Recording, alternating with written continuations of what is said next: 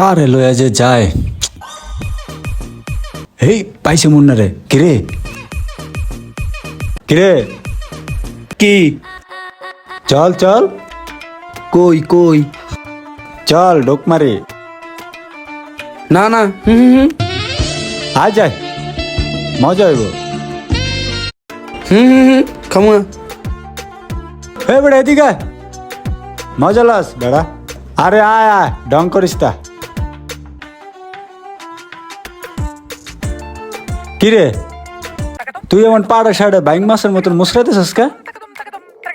সরব খামু না আর। খাবি না মানে?